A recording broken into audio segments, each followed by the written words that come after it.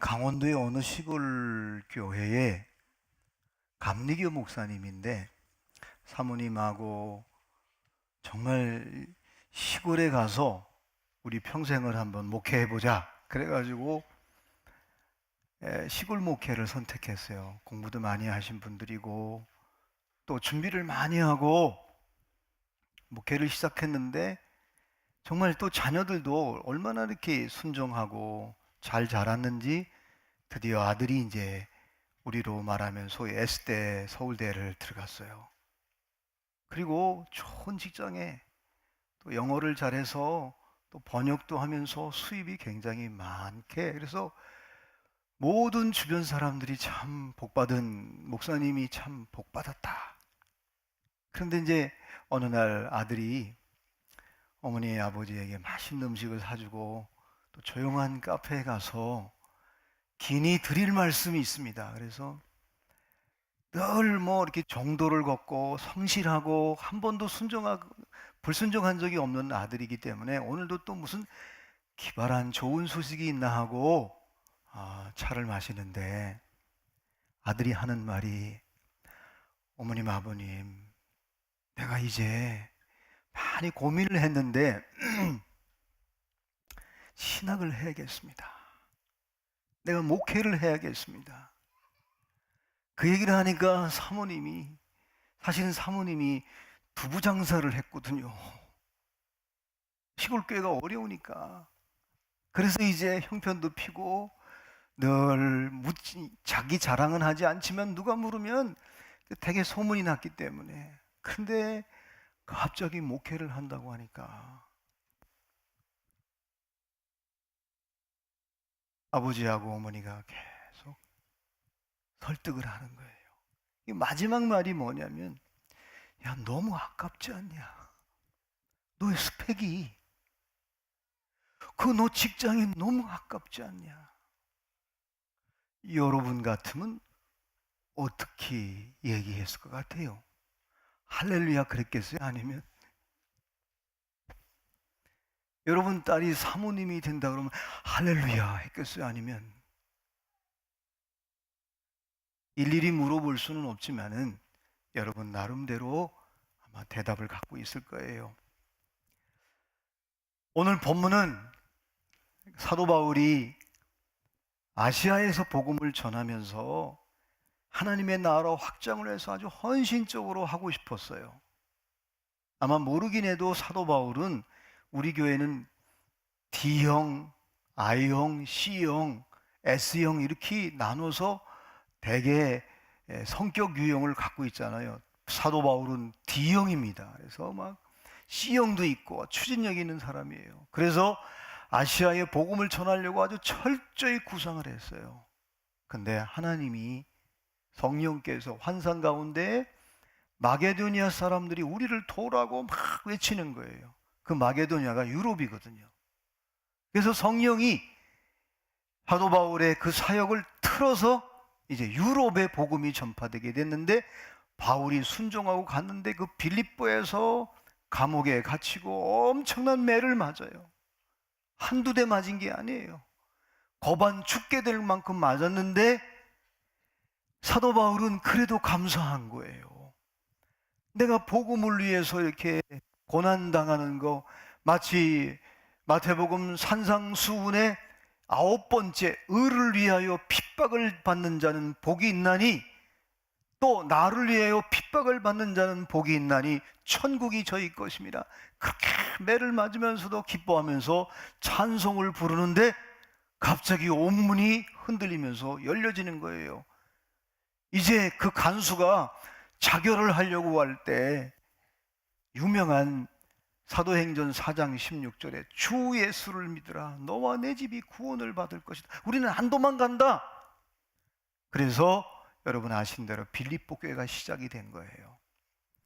얼마나 열심히 희생을 하고 얼마나 열심히 목회를 했는지 이 교회가 부흥되고 이제 후임자에게 물려주고, 그는 하나님께서 부르신 대로 사명을 감당하기 위해 계속 복음의 순례길을 가다가 끝내 로마까지 가게 됩니다. 소원이 로마였거든요.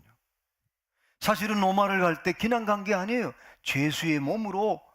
그래서 감옥에서 지금 하루하루 보내고 있는데 에바브로 디도가 사도 바울을 찾아온 거예요.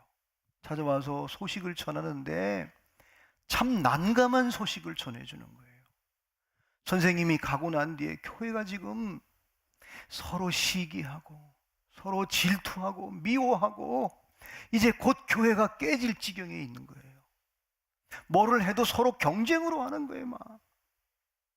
그러니 여러분 생각해 보세요. 여러분 신앙생활 하면서 교회가 편안해요. 여러분도 편하고 예배를 드릴 때 은혜를 받아야 여러분이 진리 가운데 살고 승리의 삶을 사는데 교회가 그러니까 굉장히 근심거리가 된 거예요. 그런데 바울이 그 소식을 듣고 편지를 쓴 거예요. 근데 편지 내용이 참 역설적이에요.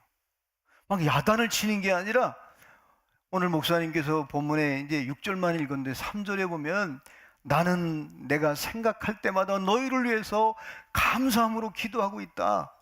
4절에는 나의 간구할 때마다 나는 기쁨으로 간구한다. 간구가 뭐예요? 중복이다라고 할 수도 있고 기도 제목에 집중적으로 긴급하게 드리는 기도라고도 할 수 있는데 나는 간구할 때마다 기쁨으로 너희를 위해서 기도한다는 거예요. 그리고 뭐라고 그랬냐면 너희가 특별히 처음부터 이제까지 복음을 위해서 일했다는 거예요. 그거를 칭찬하고 격려하면서 오늘 6절 말씀에 너희 안에 착한 일을 시작하시니까 그리스도의 예수의 날까지 우리가 이룰 것을 확신한다고 이렇게 편지를 썼어요. 나는 확신한다. 비록 너희들이 부족하고 다투고 시기 질투하고 그래서 막 교회가 깨질 위기가 왔을지라도 하나님께서 시작한 착한 일, 그것은 반드시 이룰 거라고 나는 확신한다는 거예요. 사실 여러분, 저와 여러분이 사람은 시작과 끝, 요 사이에 현재를 살아가고 있어요. 그죠? 근데 이 현재는 이 놀라운 경계선입니다. 근데 이 경계가 있는 것이 바로 물질 세계예요. 근데 영적인 세계는 경계가 없어요. 그래서 여러분이 알다시피 하나님의 약속과 섭리와 하나님의 뜻을 고백하고 믿는 사람들에게는 자연적인 삶에서 때때로 초자연적인 걸 경험해요. 어느 때는 내 이성을 뚫고 들어와요. 내 계산을 뚫고 들어와가지고 하나님이 내 인생을 방향을 바꿔버려요.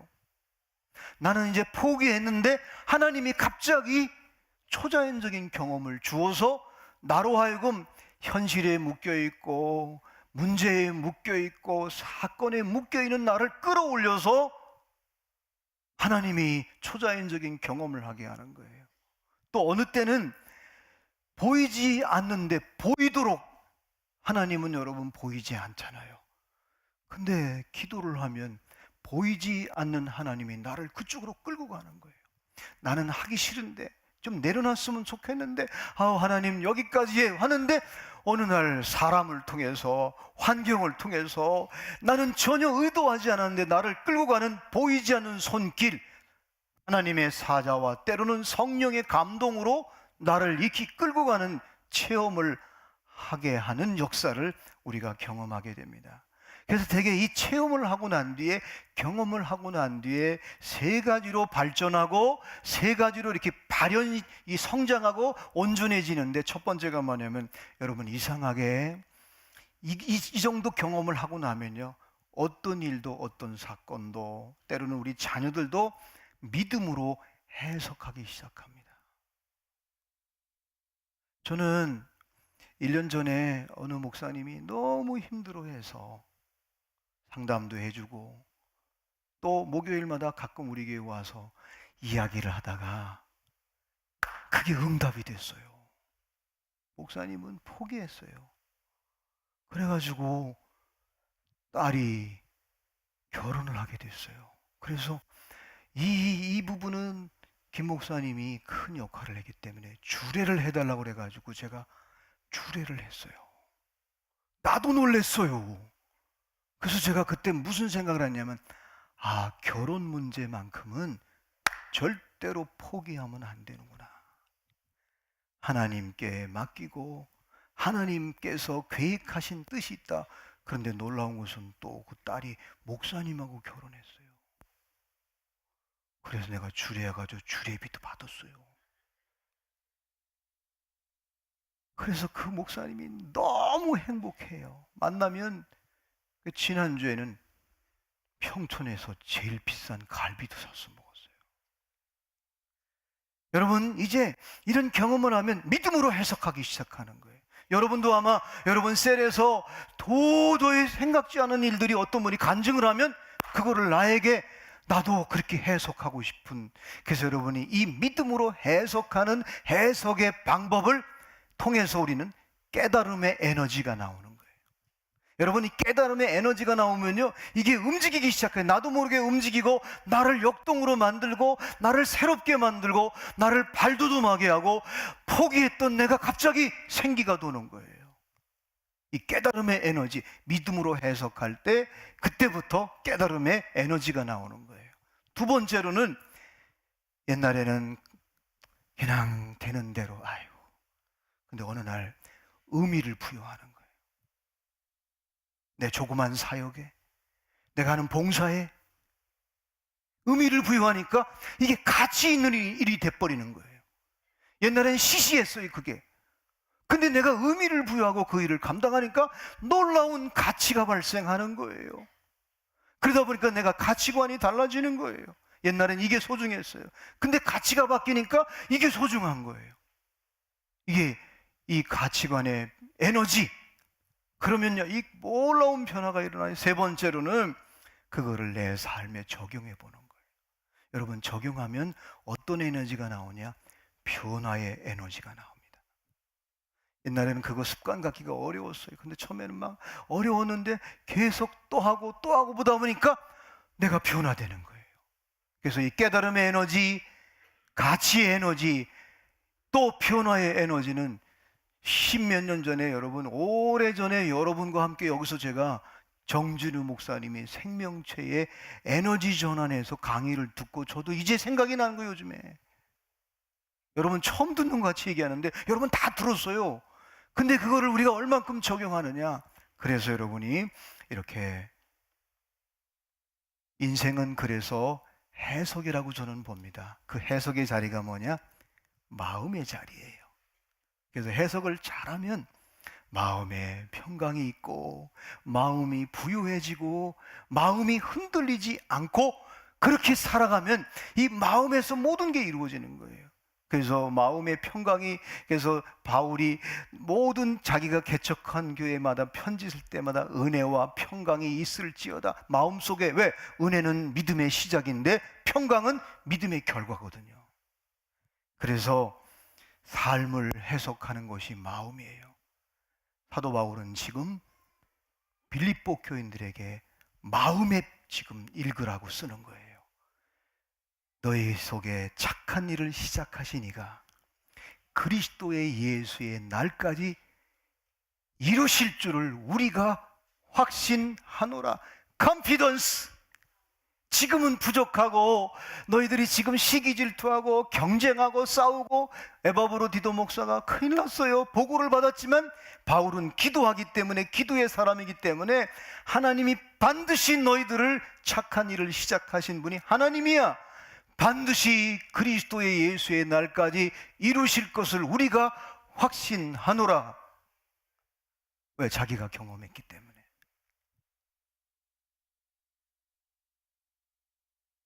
이게 이제 사도 바울의 편지의 놀라운 역사예요. 여러분 아시는 대로 이 착한 일이라고 하는 건 선한 일이에요. 아주 좋은 거예요. 선한 일인데, 본래 히브리 사람들은 선함이 뭐냐? 선함은 하나님의 자기 계시예요. 가장 선한 게 뭐냐? 하나님의 현현이에요. 하나님이 함께하는 거예요. 임재하는 거예요.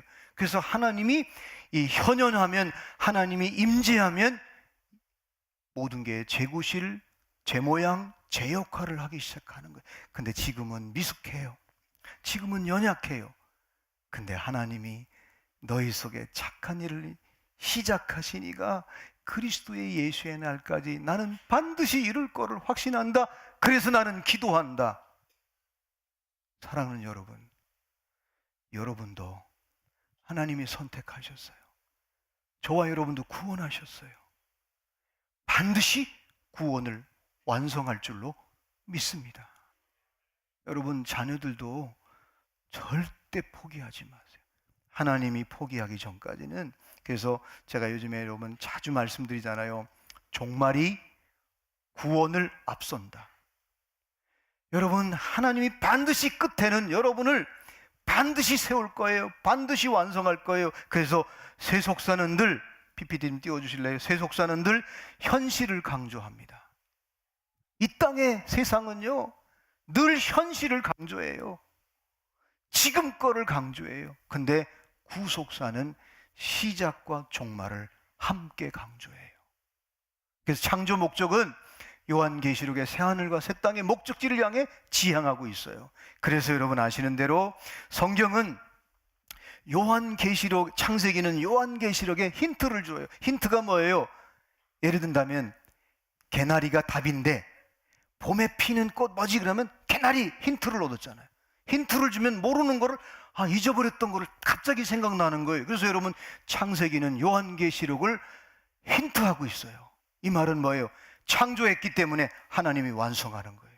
여러분의 믿음을 시작했고 여러분을 구원했기 때문에 저와 여러분의 구원을 완성하실 거예요. 그래서 요한계시록은 창세기를 완성하고 있는 거예요. 한번 예를 든다면 창세기 2장 9절로 10절 말씀에 보면 이렇게 기록되어 있어요. 우리 한번 같이 한번 읽을까요? 시작. 여호와 하나님이 그 땅에서 보기에 아름답고 먹기에 좋은 나무가 나게 하시니 동산 가운데에는 생명나무와 선악을 알게 하는 나무도 있더라. 강이 에덴에서 흘러나와 동산을 적시고 거기서부터 갈라져 네 근원이 되었으니. 자, 에덴 동산에 생명나무가 있었고 그리고 네 강이 흘렀어요. 근데 요한계시록 22장 1절로 2절에 보면은 또 그가 수정같이 맑은 생명수의 강을 내게 보이니 하나님과 및 어린 양의 보좌로부터 나와서 길 가운데로 흐르더라.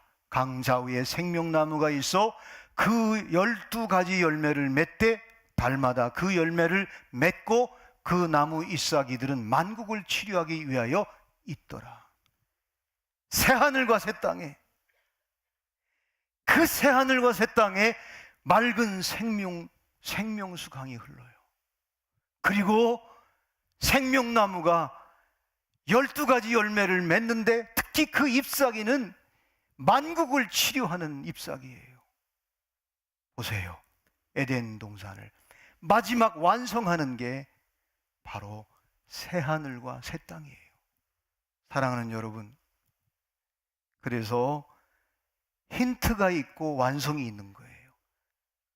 창조는 구원의 완성을 힌트해요. 예시하는 거예요.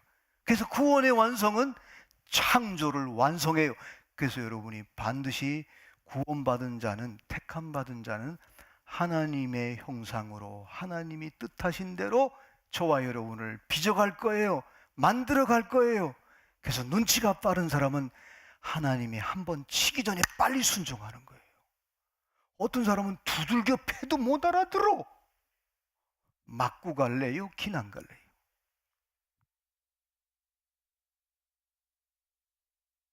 눈치는 빨라서 이렇게 웃는 거 보세요.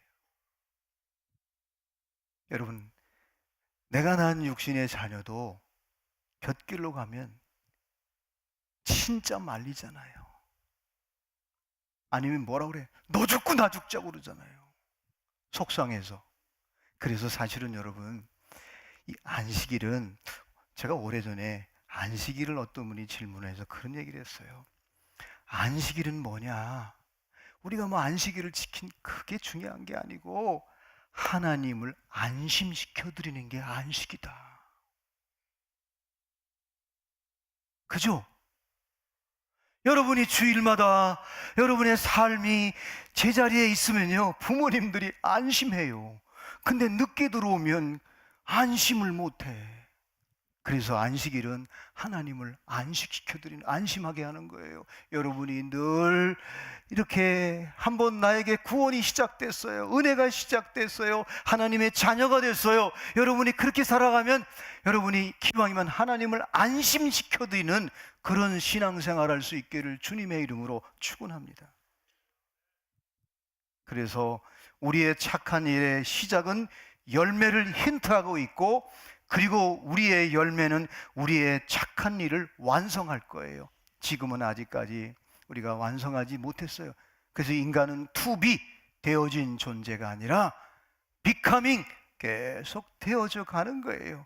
저도 사실은 이제 한 30년 목회하니까 요즘에 목회가 뭔지, 목사가 뭔지를 조금씩 더 알아가는 것 같아요.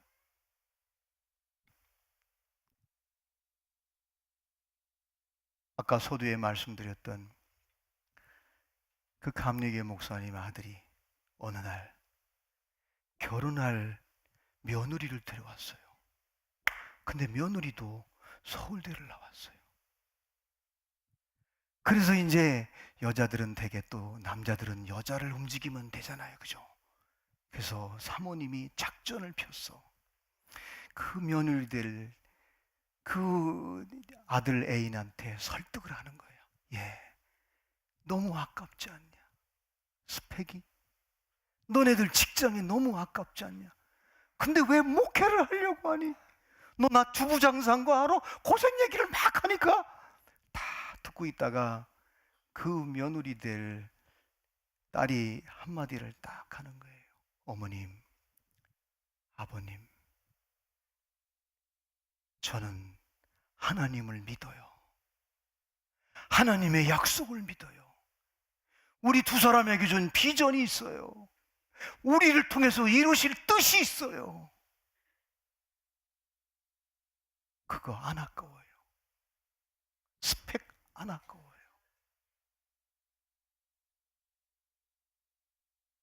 사랑하는 여러분, 세상의 대표격이 뭐냐? 현대에 와서는 뭐니 해도 뭐죠? 이상하게 영어가 우리나라하고 비슷해. 뭐니 해도 돈이, 머니가 돈이잖아요. 이게 현대인들에게 우상이에요. 그래서 골로새서에 바울은 말해요. 탐심은 우상 숭배다. 그래서 하나님의 자녀가 돈과 우상 때문에 예배를 빼먹은 것은 돈에게 명령받고 있는 거예요.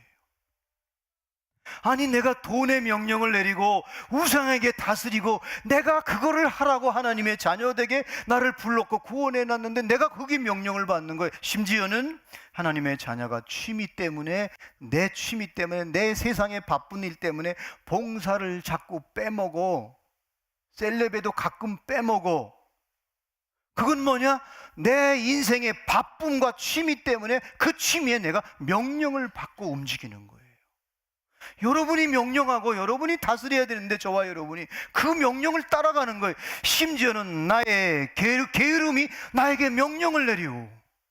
아이고 귀찮은데, 그 귀찮음이 나에게 명령을 내려서 예배, 봉사, 사명, 비전 이런 것들을 전부 다 잠식시켜 버리는 거예요. 현대인들은 굉장히 똑똑한데, 그 서강대 최동석 교수님이 오래전에 쓴 책이 최근에 다시 이렇게 그 증보판을 냈어요. 똑똑한데 멍청한 사람들. 그 책 제목이 그래요. 근데 그 책을 읽고, 야, 참 똑똑한데 멍청한 짓을 한 거야, 대한민국이 지금. 여러분, 그런데 예수님이 저와 여러분을 착한 일, 구원, 착한 일이, 선한 일이 뭐예요? 구원이에요, 축복이에요, 영생이에요, 영원한 것을 이미 시작했어요. 반드시 이룰 거예요. 따라가세요. 응답하세요. 그래서 저는 이 성부, 성자, 성령 하나님 별명을 저 나름대로 줬어요. 성부 하나님은 영원한 분, 영원. 이게 별명이더라고요. 그래서 창세기와 요한계시록, 이건 영원을 시작해서 영원으로 끝나는데, 현재는 지금 우리 인간이 살아가고 있는 물질 세계인 거야. 하나님의 별명은 영원하신 분이야. 영원이야. 우리는 여러분 하나님의 자녀이기 때문에 영원한 줄로 믿습니다. 두 번째, 예수님은 뭐냐? 예수님은 이미 당신이 별명을 말해놨어요. 임마누엘. 한번 택함 받은 자녀에게, 예수를 영접한 자에게는 임마누엘, 하나님이 우리와 세상 끝날까지 함께 하겠다. 성령님의 별명이 뭐예요? 성령님도 예수님이 가르쳐 줬어요. 보혜사. 보혜사가 뭐예요? 내가 너를 돕겠다. 너의 마음도 생각도 너의 모든 삶을 내가 돕겠다.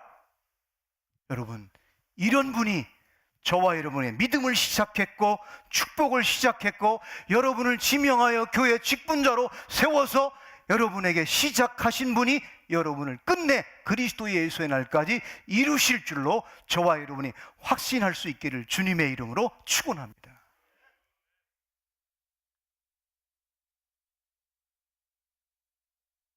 여덟 살의 꿈이라는 어린 꼬마가 쓴 동시를 하나 여러분에게 읽어드릴게요.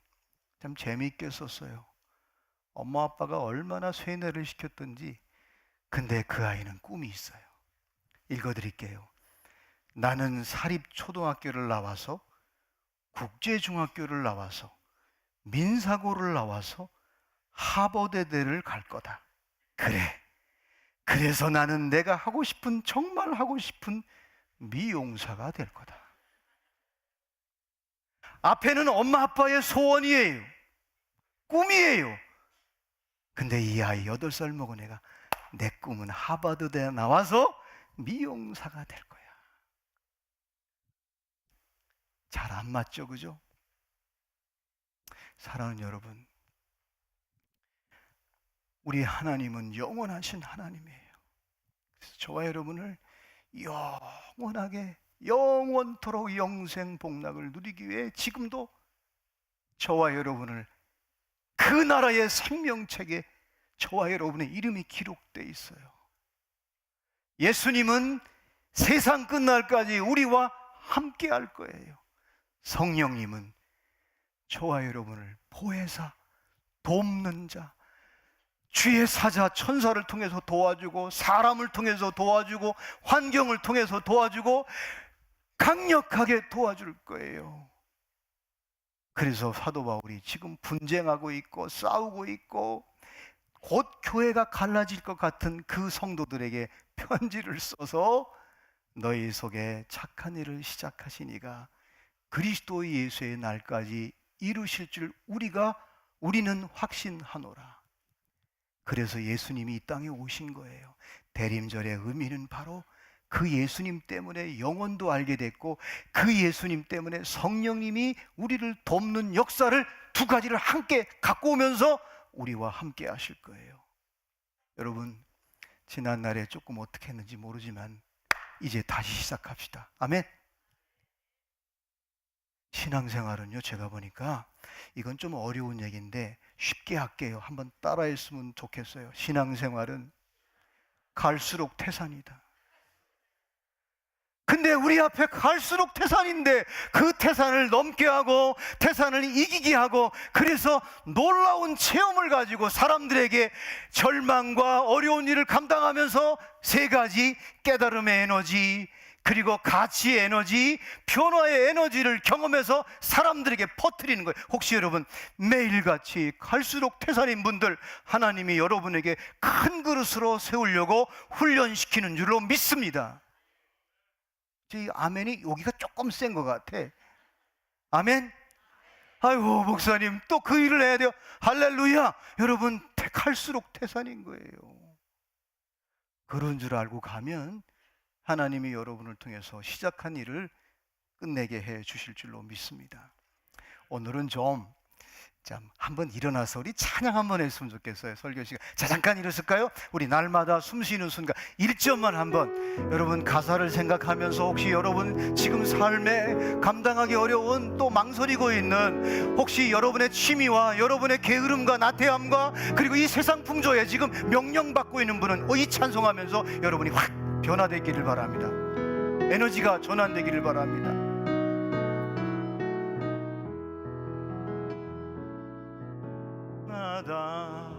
숨 쉬는 순간마다 내 앞에 어려운 일 보내 주님 앞에 이 몸을 맡길 때 슬픔 없네, 두려움 없네. 주님의 그 자비로운 손길 항상 좋은 것 주시도다. 사랑스레 아픔과 기쁨을, 수고와 평화와 안식을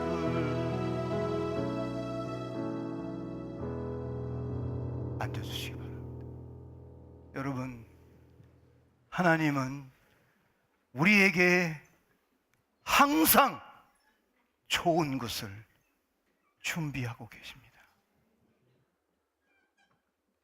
혹시 연말에 또 내년에 여러분 가운데 혹시 하나님은 시작해놨는데 여러분이 스스로 그 시작한 일을 열매도 맺기 전에, 이제 어떤 분은 또 꽃은 피었는데 조금만 기다리면 열매를 맺을 텐데 꽃으로 끝나는 분이 있어요. 여러분, 꽃은 화려합니다. 꽃은 아름답습니다. 자랑하고 싶습니다. 근데 열매가 없는 꽃은 추하게 떨어집니다. 저와 여러분이 셀을 시작하고 전도를 시작하고 사역을 시작하고 네트워크를 시작한 거, 그 착한 일, 좋은 일 하나님이 시작하셨어요. 여러분이 그 끝까지 이루실 줄 컨피던스, 확신을 가지고 나갈 때 좋은 것을 하나님이 허락해 주실 줄로 믿습니다.